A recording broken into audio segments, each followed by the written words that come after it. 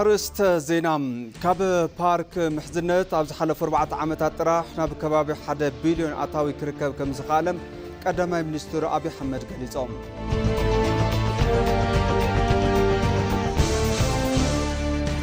أفلالاي حسابات زصببو حبراوي أجنداتات بمحنصات قصالነት ዘለዎ ምርዳን مفتار ዝግበር ምንቅስቃስ ሃገራዊ ዘተ ተጠናኺሩ ከም ዝቀጸለ ተሓቢሩ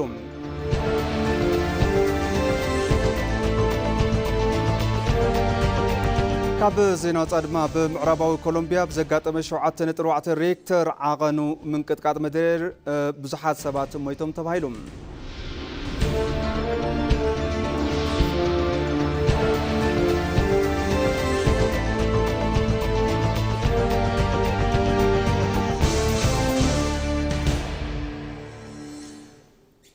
سلام طعنا هبل زخوركم تملكتي كما يتمسيو لك ساعات حدا خوين لو كم تلمود ما اد زينا حزنا مصينا لنا زيناتات اندامرحكم ساكم صنحت ما نبرام فسا فلما بحصر زيناتات كنجمر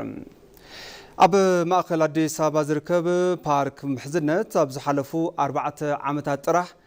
ناب 1 بليون بر زصقع عطاوي كركب زغبر اي كبلو قدماي مستر ابي احمد ملقتهم ام حلاليفهم ازي بارك ابز حلف 8 عامات بمنغستي مدمر كابز تانصو فلاموت كل مدايرو حزلوم ماغلغلتي بوتاتات حزبي حدا مقانونيوم صريحم زلوم بغتا يكون بتزاوار عدلات سراحن ايكونومياوي تربحنتن فطير ايو زبلوتم قدماي منستر لعلي كل دمم كابز تفلالي كفالات حبرتسب استوصاصو بصحتي زراقول بوتا كخون كيلولم كاب سدرا بيتن صاناتن غانتاتات سبورتن تساتفتي مرعان جميرو كساب ديجيتال تحزتو فطرتي كمغون بصحتي وشت هاغرن وصان نتي بوتام كعزبو كيلوم دما يلوملوم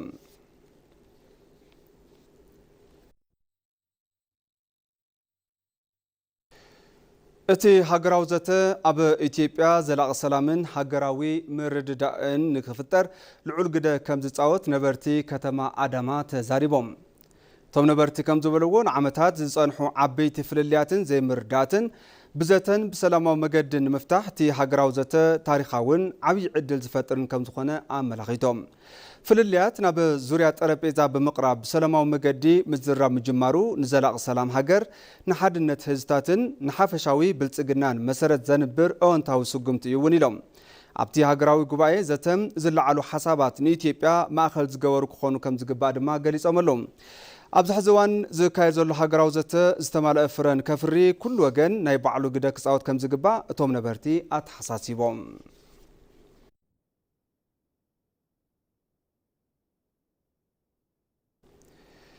اب سعود عرب اب صقام كونتات زنبرو 1708 اثيوبياوያን ናብ ሃገሮም መምላሶም ተሓቢሮም ቶም ተመለስቲ 773 ደቂ ተባዕትዮን 677 ደቂ ኣንስትዮን ከምኡውን 76 ሰገናት እንትኾኑ ካብ መንጎ ዚኣቶም ድማ እቶም 163 ዕድሚኦም ትሕቲ 18 ዓመት ዝኾኑ ህፃናት ይርከብዎም 5 መስከረም 2018 ዓመተ ምህረት ኣብ ዝተጀመረ ዜጋታት ናብ ሃገሮም ናይ ምምላስ ስራሕቲ ክሳብ ሕዚ ልዕሊ 92,000 ኢትዮጵያውያን ናብ ሃገሮም ተመሊሶም እዮም نتملستي زيغاتات اب مصنحي ماخلات غبو دغافن كنكنن ناي مغبارن مسدروم ناي منصمبارن سرحتي ناتوغن مخانو حبريتا منستر دقانستيم حوراو غداين املخيتوم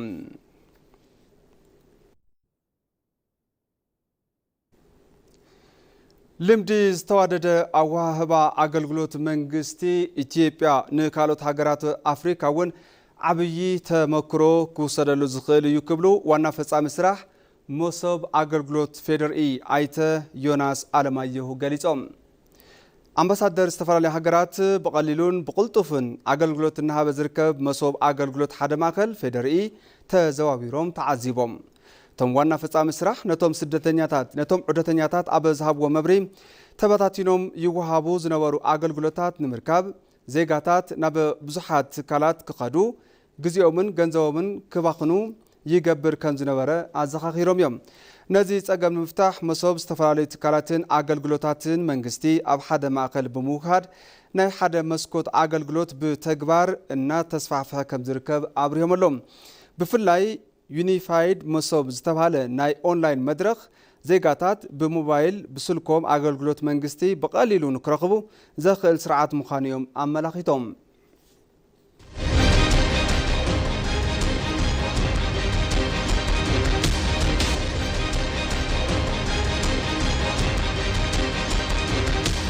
بعد زينا تكاتل لكم تملكتي حزدما نب زرزر زيناتاتي كحلفكم أب كوميشن هاجراوزة إثيوبيا أفلالاي حساب زصوبون كاب حقي زرحقو زانتاتات زغيرون حبراوي أجنداتات بمحنصات قصالነት ዘለዎ ሰላምን ምርዳን መፍጠር ዝግበር ምንቅስቃስ ተጠናኺሩ ቀጽልሎም ኢትዮጵያ በሰላምን ምርዳን ጠመተ ዝገበር ሓዱሽ መንገዲ ጀሚራ እያ ንጸብጻብ ቤተልሔም ገረመው ሙሉብርሃን ግርማይ ከምስዕብ ተቅርበያ ተኻቲና እንመለስ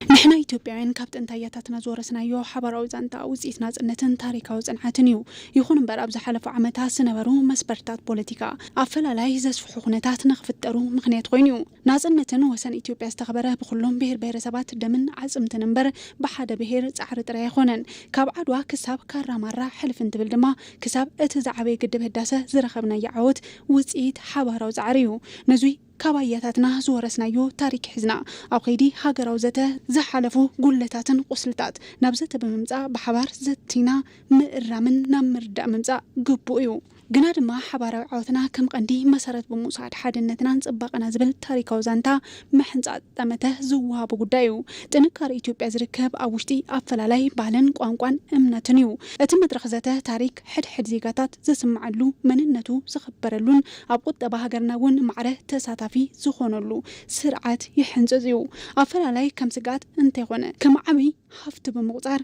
معرنا زيغاتات زحوفه حبارو زانتا ناي مهناز عدلنا حزي أبزوريا ጠረጴዛ ዘተ ይርከብዩ ከዚህ በፊት የነበሩ መንግስታት ከነገስታት ጀምሮ የኢትዮጵያ ሀገር ግንባታ ውስጥ ትልቅ ህብረተሰቡም ያላማከለ ውስነት የነበረበት የጋራ ትርክት ነው ቅድመ ሕዚ ዝነበሩ መንግስታት ካብ ነገስታት ጀሚሩ አበ ህንጸት ሀገረ መንግስት ኢትዮጵያ ንሕብረተሰብ ዘይሳተፈ ሀገራዊ ዛንታ ዘይነበሮ ቅርታ ዝፈጠረ መንገዲ ይስዕቡ በመንባሮም ጸገም ተፈጢሩ እዩ እቲ ኻልእ ኣብቲ ዘተዘርከብ ሓባራዊ ዛንታ ጉለት ታሪክ ብምእራም ሓቅን ዕርቅን ማእኸል ዝገበረ ሓዱሽ ምዕራፍ ብምኽፋት ዝርከብ እዩ ኢትዮጵያውያን ሎሚ ዕሾኽ ብዕሾኽ ዝብል ኣባህላ መኽሰብ ከም ዘይርከቦ ተረዲኦም እዮም ነዚ እውን እዩ ጥፋት ብዘተን ብምድማፅን ይቕረ ብምባል ንምሕላፍ መንገዲ ሓባራዊ ዛንታ ብዘተ ዝጀመሩ ሓቀኛ ዘተ ዛንታ ጸሊትን ቅርታን ደምሲሱ ብባህሊ ምክኣልን ይቕሪታን ይትክዩ እቲ ሓዱሽ ዘሎ ወለዶ ካብ ቅርታ ዝጸረየ ኣየር ሰላምን ፍቕርን ንኽትንፍስ ናይ ምግባር ታሪካዊ ሓላፍነት ሕዚ ብዘሎ ወለዶ ኣሰር ክጽሓፍ እዩ ለኢትዮጵያን የሚጠቅመው ምንድነው ንኢትዮጵያውያንን ዝጠቅም እንታይ እዩ አበ ሃገራዊ ዛዕባታትና ጠመተ ጌርና መስራሕ እንትንኽእል እዩ ጥንኩር ብሄራዊ ዓቅም ምፍጣር ዝከኣል ድማ ብምክፍፋል እንተይኮነስ ብሓባር እንትንሰርሕ እዩ ኢትዮጵያውያን ብዘትኦም ሓባራዊ ዕቤትን ተስፋ ለውጢ ዝሓቆፈ ዛንታ ይተኽልዮም ንሕና ደቂ ዓድዋ ልዕላ ፈላላይና ኮይና ኣብ ትሕቲ ሓደ ኣዳራሽ መጻኢ ዕድል ሃገር ንምውሳን ዘተንገብር ኢና ዘለና እቲ ሃገራዊ ዘተ ድማ ዝተረጋግዐት ሕጊ ዝኽበረላን ንኹሉ ዜጋ ማዕረ ዕድል ትህብ ኢትዮጵያን መናጽ መሰረት የንብር እዩ ያለፈውን የትላንትን ቻፕተር ምዕራፍ ዘግተን አዲስ ምዕራፍ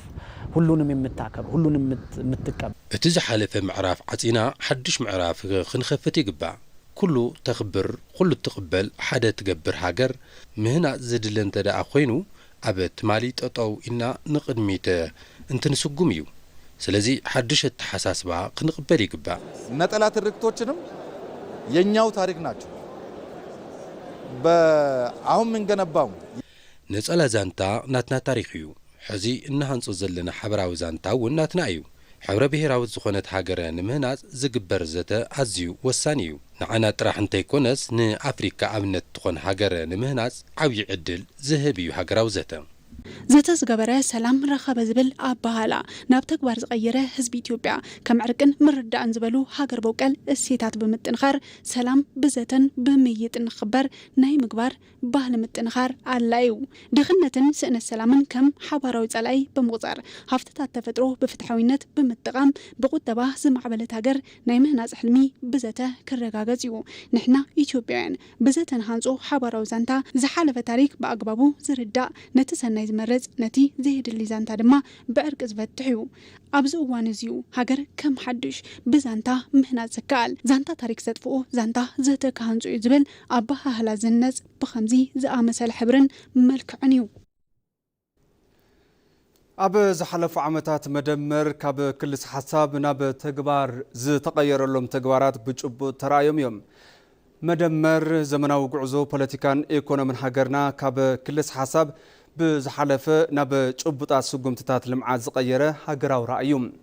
نصابصاب بيتلهم قرمو جيتاچو عالمو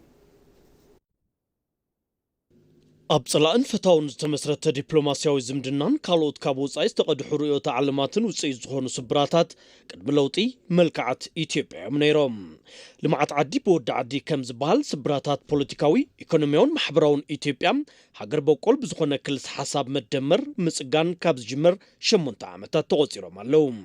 فلسفنا مدمر مبقسيو كل مداوي دليتنا عق من دك سبات ما أقل زقبريوم مدمر ساقمات هاجرنا نمتنتانن مفتحتات إلامن أمونغو زخون يكون محبراون بوليتيكاون زمدناتات ورقاوي ما أخلاو ميزان محلاو مرخو يقبر ساقمات نباراو خونتات بمتنتان تنكي بمبيانن مفلاين مباصحي بمئلام كمون نابتي تحسب ناي رأي بوتان مبصح زخلو استراتيجيتات بمندف زتوغرم حقر بوكولا تحساسبايو التحساسبا مدمرنا مريت بمورادو بوليتيكاون ايكونوميون غزتا إثيوبيا بمسرتاو مقدي قيرو ويوم قدم حزي نهاجراو حمام استعززه نايوصاي مدحانيت كموسادي حساب زنبره زي قنو عكايدا بمسراز نهاجراو حمامات زي تسرحه حقر بوكول مفتحي كوين اللهم مدمر توسنو كفلتات محبر السب طرح مسرت بمقبار نخالوت كاب مقلال وصيو نخلو اكاتات زغونه محبراو مسرت يحنص نحنا نساتو من زبل اطفاي مسحاب بمسراز اكاتاتي حبراوي حقراوي تأمرتات فتيريوم غونزتات بزتن بسلاماو مقدن ناي مفتح لمدي ناتتناخر متسيلوم ساقمات تمالي بشققر فتحي مقرام ناي صباح دما بحقراو مخكر سراحتي مصنع ناي تولدو مشقاقر مقد كم زخونو يبين كومشن حقراوي مخكر بخري ولاد ازسقمتيوم زارين سايهون نجا زلقو يميهد لومزي كونس صباح زغصل كلنا زتأخخب سلام زصنع لمعات زمص وصيت نختمصو بزلعله تحتنا كلابوكم ادلي مدمر نزمنات زعبنايوم محبراون بهلاون صقاتاتنا مسرت زغبره كمون زوباوي احغراون عالم الخاون كنتات بعميق زتردد سغامي حسابيوم بوليتيكاو صلأن توغيدو تنحنحنت زنغسلو حدش بهال بوليتيكاون كوينلوم موت تفريدوم اب سدت زنبرو بوليتيكኛታት ናብ ሃገር ተመሊሶም بنጻነት ንንቀሳቀሱ ምግባሩ ምህዳር ዲሞክራሲ መስፋሕ ፍሉይ مرأيات حساسبا مدمر هنص أفلاليات وسنن مأخلن بمفراس كله تقاداسي معبالي إثيوبيا نكخونا الرقاقيتيوم التحساسبا منقسي مدمر عبي مجلس وهدة سلام المعتن كوينو حد حيسكا حدا انتلتلكا زخير زنبرا حقراو قعزو أسري زويوم أبسفلاليو كبابتات هاقرنا استفتقرو قنصات بزتن بسلاماو مقدن مفتاح زي تقبرو سعرتات مرأيا فلسفنات حساسبا مدمر يوم عند بتشانت ببزحنت متكات لميلو كاب حدا بحتاونت طراي ببزحنت متكا نزبل ببرك هاجر زتجقونو بارتات نيروم ازيوم كان بحدوش متياش جميروم زتسددو دحري حزي بزحنت نتاناقد بزبل ناب هاجروم كملسو تغيرو بحتاو زنبره هيودق حزقن بامايت زقصرو بارتات كمصو كيلوم يوم تنحنحتي أبالات كابيني كخون خيلهم يوم سلازي بزحنت مسبخ طرح زي كونس متقبارون زجمره شعويو إلنا كنوسد نغير التحساسبا مدمر كاب تحجازنت ناب فريامنت كاب عدا ناب برخت كاب نطلع عودي ايكونومي ناب بزح امارات عودي ايكونومي انفتن كاب حلقتي ناب انفستمنت كاب وصاي صقعتنينت ناب لوعلاونت زرغاغص ايكونومي نمشغغار زخلو بركس زبلو سقمتات نكوسدو مسرت كوينلوم ኢትዮጵያ ሎሚ አስታት ለዕለ 30 ቢሊዮን ዶላር ፕሮጀክታት ተሰርሐላም በዓለም ኢኮኖሚ ገጽታ ውስጥ ተጫዋቾና ጠንካራ አብ ኢኮኖሚ ዓለም ተጻዋቲትን ጥንክርትን ኮይና ንክትወጽ ብንላይ ንሱ ድማ በኩለ መዲያዊ ስግግር ክንዕውትን ኢና ኢልና ምብጋስ ባዕሉ ሕዚ ካብ ዘሎ ነባራዊ ኩነታት ሃገርና ጥራይ ዘይኮነስ ብመንጽር ዝነበርናሉ ስብራት ከብ ዝበለ ርድኢት ድሌትን ቆራጽነትን እዩ መንግስቲ መደመር ካብ ምፍራስ ሪፎርም በመተግባር ተካላት ገቢር ነቢብ ቅዋም ንክህልዎን ተግሂዩም በኻሊ ወገን ኣብ ስጉሚ ጉዕዞ ኢትዮጵያ ዲፕሎማሲያዊ ዓወታት ተረኺቦም እዮም ካብ ይብሉኒ ዝወፀ ታሪክ ድኽነት ኢትዮጵያ ዝለወጠ ሕቶ በር ባሕሪ ወለዶ ሓመዱ ብምድርጋፍ አጀንዳ ዝገበረ ዲፕሎማሲያዊ መገዲ ራእይ መግለጺ አተሐሳስባ መደመር እዩ የኢትዮጵያ መጻኢ ታሪክ ይሄ ነው መጻኢ ታሪክ ኢትዮጵያ ዝዩ ምኽባብ ኣሎ ሓቢሩ ዝጎይ ኣሎ ማእገር ዝደፋፋ ኣሎ ብልዑል ቅልጣፈ ብኩሉ ዓውዲ ጎይና ነታ ናይ መዛዘሚት መስመር ቆሪጽና ምዕባለና ክነረጋግጽና ትንሳኤ ዓውድታት ቱሪዝምን ዲጂታልን ውን ውጽኢታት ተሓሳስባ መደመርዮም መደመር ካብ ክልስ ሓሳብ ክሳብ ተግባራውነቱ ዘሎ ሒደት መግለጺ ነባራዊ ሓቂ ኢትዮጵያ ብዘሰኸነን ብበዓል ዋናነትን መንፈስ ዝመርሕ ስርዓት ንክህነጽ ዘኽኣላዩ ናይ መወዳእታ ሽቶ ድማ ኢትዮጵያ ናብ ጫፍ ብራኸ በመብጻሕ ንወለዶ ተሰጋገር ዝማዕበለት ሃገር ምህናጽ እዩ ኢትዮጵያ ካብ ተኸታልነት ናብ ተመዓራራይነት እትገብሮ ሓዱሽ ምዕራፍ ጉዕዞ ውን ተጀሚሩ ኣሎ ኣብ ዝሓለፉ ዓመታት ኣብ ዓውዲ ሕርሻ ዝተርኣየ ዕቤት ካብ ተሓጋዛይነት ናብ መፍራይነት ዝግበር ስግግር ኣሳሪጥ ወይርከብ ዓውዲ ሕርሻ ብሓደሽቲ ኣረኣእያ እናተመርሐ ውሕስና ምግቢ ካብ ምርጋዝ ብዝሓለፈ ኩነታት ንግዲ ወፃኢ ክብ እናበለ ይርከብ ንጸብጻብ ባየ ሙላት ድሃብያስን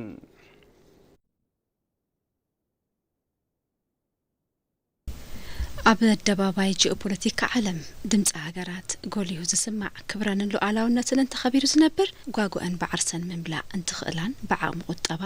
ክብ እንትብላን እዩ ቁጠባ መሰረት ህልውና ሓንቲ ሃገር እዩ ኢትዮጵያ ውን ነዚ ምስጢር ነጻነት ብዝግባእ ተረዲኣ ሉዓላውነታ ክብ ንምባል ኣብ ብዙሕ ዘፈር ዝተመስረተ ጥንኩር ቁጠባ ተሃንጸላ መንግስቲ ምድማር ቅድሚ 5 ዓመት ቃል ኣትዩ ዝተግበሮ እዚ እዩ ነይሩ ዘለና ሃፍቲ ብምርኣይ ብረሃጽናን ብጥሪትናን ካብ ጽጋዕተኝነት ወፂና ምንጋፍ ዝብል እዩ ነይሩ ነዚ ውን ዓውዲ ሕርሻ ተጸራሐ እዩ ግብርናን እንደ አንድ መነሻ ሴክተር የወሰድነው አቅሙን ገና አሟጠን አልተጠቀምንበትም ስለዚህ ንሕርሻ ከም ሓደ መንቀሊ ሴክተር ዝወሰድናዮ ገና ተዓቕሚ ስለዘይ ተጠቕምናሉ እዩ ብምዃኑ ካብ ተጸባይነት ናብ መፍራይነት ክንቅየር ኣለና ነዚ ንምትግባር መሬት ሓይሊ ሰብር ምርምር ፈተነታት ውን ኣለዉ በርቲዕና ትንሰርሕ ካብ ታሪክ ተጸባይነት ወፂና መፍራይነት መግለጽ ታሪክና ክኸውን ይኽእል እዩ ብርግጽ تحتيل كام سراح تتخيلوا صقعتنينة تاريخ بمقبار مفريعينة مقصال كم زكاء الزحلف وحمشت عامتات تاريخ حرشا يمسكر بزيون حرشا حقاي ترينا هافتاتنا ناب خصبي زغير أيو بزقرات إنت لم أتون تحجز النت ناب مفريعينة تغير أيو እንግዲህ ስንዴ የዛሬ 5-6 ዓመት ኢትዮጵያ ከውጭ የምታስገባ ብቻ ሳይሆን አነስተኛ ምርት ካለ ስርናይ ቅድሚ 6 ዓመት ኢትዮጵያ ካብ ደገ ተእቱ ጥራሕ ዘይኮነት ውሑድ ምርቲ ካብ ዘለዎም ሃገራት ትምደብ ሃገር ነይራ ናይሎም ዘበን ክራማትን ተሪና ኣብ ዝሓለፈ ክራማት 4.4 ሚሊዮን ሄክታር ሓሪስና ነርና ሎም ዘበን ሓጋይ 3.8 ሚሊዮን ሄክታር ሓሪስና ኢና ዝረኸብናዮም ምህርቲ እውን 330 ሚሊዮን ኩንታል እዚ ኣብ ኣፍሪካ ንኢትዮጵያ በመዳይ ምፍራይ ስርናይ በቀዳምነት ዝስራዓ እዩ ሕርሻ ኢትዮጵያ ብዝራእቲ እንስሳት ፍረምረን ሕምልትን ኢሉውን ካልኦት ዘፈራት ብዓይነትን ፍርያትን ጉዕዞ ምዕባልኡ ስሉጥ እዩ እዚ እውን መንግስቲ ምድማር ብዝጀመረው ዘይተራእዩ ተመክሮታት ብምስራሕ እዩ ኣብ 2014 ዓመተ ምህረት ዝተጀመረ ማዕድ ሌማት ንገጠርን ከተማን ፍርያት ዝወሰኸ እዩ 2014 ላይ ሌማት ትሩፋቱን መጀመሪያ በምንጀምርበት ወቅት ኣብ 2014 ዓመተ ምህረት ጸጋታት ሌማት ኣብ ዝጀመርናሉ እዋን 7.1 ቢልዮን ሌትሮ ከባቢ ዝኸውን ጸባ ይርከብ ነይሩ ኣብዚ ዓመት 16.8 ቢልዮን ሌትሮ ጸባ ንምርካብ ተተሊሙ ይስራሕ ኣሎ የዛሬ 5-6 ዓመት ሰሜን ሸዋ ውስጥ ቢያንስ 4-5 ወረዳዎች በሴፍቲ ኔት ይተዳደሩ ነበር ቅድሚ 6 ወይ 5 ዓመት ኣብ ሰሜን ሸዋ ተዋሕደ ወረዳታት በሴፍቲ ኔት ይመሓደራ ነይረን ኣብዚ ዓመት ኣብ ሰሜን ሸዋ ውሽጢ ጓላ ሓንቲ ጣብያ በሴፍቲ ኔት እትሕገዝ የላን ሚታዊ ዓርሶም ናጻውጽዮም እዮም እዚ ማለት በብኸባቢኡ ጸባይ ኣየር ኩነታት መሬትን እዋን ሓሊና ንሰርሖም ስራሕቲ በርቲዕና እንተቐጺልና ኣብ መላእ ኢትዮጵያ ኣፍሪካ ምምጋብ ዘተሓሳስብ ጉዳይ ኣይኸውን በምህርቲ ዝራእቲ ኣብ 2018 ዓመተ ምህረት ጥራሕ ኣብ ኩሎም እዋናት ምህርቲ ልዕሊ 1.3 ቢልዮን ኩንታል ምህርቲ ዝተረኸበ እንትኾን ኣብ 2014 ዓመተ ምህረት ኣብ ዝተኣከበ ምህርቲ ዕጽፊ ዝኸውን حالف اللو حرشا كتا قدام منغستي نحارستاي بستفرالي تكنولوجيات حرشا محقازونة توزيت كيف نخبل غير ويو የመካናይዜሽን መሳሪያዎች ከ555 አይነት በላይ ማሽነሪዎች ወነንተ ትራክተር ኮምባይነር ካልወት ማሽነሪታት ሕርሻ ንምዃን 10 30 ሚታዊ ብ5 ዓይነት ተሰራርሓ ምስ ባንክታት ብምትእሳር انت عقرو نتي مسارحي بمتحازون لقاح زرخو العدل تمعراريو ኢትዮጵያ ብምግቢ ዓርሳ ኽኢላ ኣብ ዓለም ምህዳር ጂኦፖለቲካ ዘለዋ ቦታ በዓስ ዓቕሚ ንምውሳን ሉዓላውነት ኣብ ጽኑዕ መሰረት እናሃነጸት ትርከብ ዝሓለፈ ጉዕዞ 5 ዓመታት ሕርሻውን ነዚ ዓቕሚ ዝኸውን እዩ ኣብ ዘመናዊ ዓውዲ ዲፕሎማሲ ዋንነት ኣፍደገ ባሕሪ ንምድልዳል ክልቲያው ርክብ ቀንዲ መዐቀኒ እዩ ኢትዮጵያ ብዓለም ለኻዊ መድረኻት ዲፕሎማሲ ተቕርቦ ሕቶ ኣፍደገ ባሕሪ ልምዓት ድሕንነት ህልውናን ንምርግጋጽ ምዃኑ ምግንዛብ የድሊ ንጸብጻብ ሜሮን በረዳም በርዩ ብርሃነ ንኢትዮጵያ ኢድ ብኢድ ገጢሞም ክስዕርዋ ከም ዘይኽእሉ ዝተረድኦም ታሪኻውያን ጸላት ኢትዮጵያ ካብ ዓለም ለኻዊ ምንቅስቓስ ንኽትግለልን ንኽትዳኸምን ቁልፊ ዕቤት ቁጠባን ዲፕሎማስን ኢሉ እውን ምርጋጽ ድሕነትን ዝኾነ ሃፍቲ ማያ ብውዲት ጓኖቱን ባንዳታትን ሓልያ ዘጽንሕቶ በር ባሕራ ሲኢና እያ አሁን ኤርትራ ውስጥ ያለው ቡድን ህገወጥ ነው መንግስት አይደለም በዛ ሰዓት ላይ አፍትሽዑ እዋን ኣብ ኤርትራ ዝነበረ ጉጅለ ዘይሕጋዊ እዩ ሽዑ መንግስቲ ኮነን ነይሩ ኣብ ኢትዮጵያ ዝነበረውን ከምኡ እዩ ናቱ ክፋሊ ነይሩ ኣብ መሰረታዊ ብሔራዊ ረብሓ ኢትዮጵያ ናይ ምውሳን ሕጋዊ ስልጣን ኣይነበሮን ስለዚ ውሳኑ ዘይሕጋዊ እዩ ምክንያቱ ብኮንቬክሽን ቪየና ኣብ ሓደ ጉዳይ ውሳነ ዝውሰን ሃገራዊ ረብሓ ኢትዮጵያ ብዝሓለዎ ኣግባብ እዩ ተዘይ ኮይኑ እቲ ውሳነ ተቐባልነት የብሉን ንቁጠባዊ ዕቤት ሓንቲ ሃገርን ንዞባዊ ጂኦፖለቲካዊ ዋጋን ጽዕንቶን ንምርግጋጽ ሃገራዊ ድሕንነትን ብዘለዎ ቦታ ዋንነት ኣፍደገ ባሕሪ ጉዳይ ህላወ እዩ ኢትዮጵያ ዋንነት ኣፍደገ ባሕሪ ድሕሪ ምስኣና እኹል ዲፕሎማስያዊን ናይ ፖሊሲ ቆላሕታን ከይተዋህቦ ይጸኒሑ እዚ ድማ ኢትዮጵያ በመዳይ ቁጠባን ድሕንነትን ልዑል ዋጋ እንኸፈለትሉ መጽያ በተለይ ባሁኑ ዘመን አገራትን ሄደው ቀጥታ አይወሩ ኣብዚ ሕዚ እዋን ቀጥታዊ ወራር ዘይኮነስ ናይ ውክልና ኺናት ወይ ድማ ፕሮክሲ ዋር ኣብ ዝበዝሕሉ ዓለም ኢና ንርከብ ቀርና ኣፍሪካ ድማ ናይ ዝስልት እዚ ቤተ ፈተነ እዩ ስለዚ ኢትዮጵያ እዚ ኩሉ ህዝቢ ሒዛ 5-6 ሃገራት ዝዋሰኖ ዶባት ሒዝካ ኣብ ውሽጢ 60 ኪሎ ሜትሮ ኮይኑ ዘይንቆጻጸሮ ባሕሪ ንዓና መጥፊና እዩ ኣብ ዘበናዊ ዓውዲ ዲፕሎማሲ ዋንነት ኣፍደገ ባሕርን ወደብን ንዕውትነት ፖሊሲ ወፃእ ሓንቲ ሃገርን ንምድልዳል ክልቲያዊ ዲፕሎማስያዊ ርክባትን ቀንዲ መዐቀን ኮይኑ ይውሰድ ነዚ ሕቶ እዚ ንማሕበረሰብ ዓለም ኣብ ዝተፈላለዩ መድረኻት ዲፕሎማሲ ምቕራብ መሰረት ልምዓትን ድሕንነትን ምዃኑ ምግንዛብ የድሊ ብምዃኑ ድማ ኩሎም ኢትዮጵያውያን ኣብ ዝተዋፈርሉ መድረኻት ዲፕሎማሲ ድምጾም ከስምዕሉ ዝግባእ ሀገራዊ ሕቶ እዩ የወደባችን ጥያቄ ልክ ነው ማለት 130 ሚሊዮን ህዝቢ በቀሊሉ ዕሽሽ ዝበሃል ይኮናን ንስካሎት ሃገራት ኣብ ዝህልወና ዝኾነ ዓይነት ርክብ እዚ ጉዳይ አጀንዳና ምዃኑ ካሎት ሃገራት ንኽርዳእ ምስራሕን ምእማንን ኣብ ዘገድሰሉ ኩነታት ኢና ንርከብ ትማሊ ሉላውነት ሃገር ክደፍር ዝመጸ ጸላኢ ኢትዮጵያውያን ፍልልዮም ንጎን ገዲፎም ዘጽንሕዋ ሃገር ሎሙ ድማ ብውዲት ዝተሓደገቶ ኣፍደገ ባሕሪ ናይ ምምላስ እዮ ገዛ ኣጠናኺርካ ብምቕጻል ንዝመጽእ ወለዶ ብረብሓኣ ዘይትዋጌ ሃገር ምርካብ ታሪኻዊ ሓላፍነትን ግቡእን እዚ ወለዶ እዚ እዩ حاز دمانا بزينا وصاي كنسجر سمعتين تملكتنا ኣብ ምዕራባዊ ኮሎምቢያ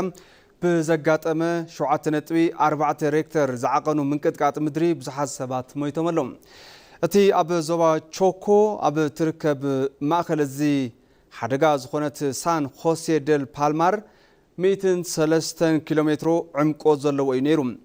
እቲ منقጥቃጥ ኣብ መላ ሃገር ክስማዕ እንከሎም ሰበስልጣን ስፍሓት እቲ ዕንወት ኣብ ዝግምግምሉ ዘሎ እዋን ኣብ ብዙሓት ከተማታት ሰባት ካብ ህንጻታት ክወጹ ከም ዝተገብረ ይግለጸሎም እቲ ምንቅጥቃጥ ምድሪ ኣብ ጎረባብቲ ሃገራት ቬንዙዌላ ኢኳዶርን ፓናማን እውን ተሰሚዑ እዩ እዚ ድሕሪቲ ንገለ ክፋል ቬንዙዌላ ዘዕነወ ልዕሊ 6100 ሰባት ዝቐተለ ድርብ ምንቅጥቃጥ 2 ወርሒ ኣብ ዘይመልእ እዋን ዘጋጠመ ምዃኑ ቢቢሲ ጸብጺቦም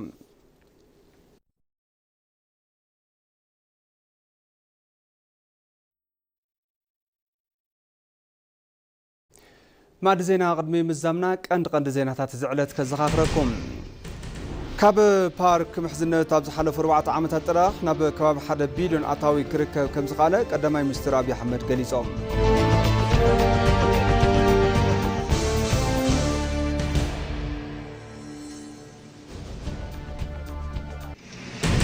أفلال حسابات زتو حبراو أجنداتات بمحنصاص قصال نزلو مردان مفتار زقبر من قصقاص حقراو زته تتناقيرو كم زقصلت حبيروم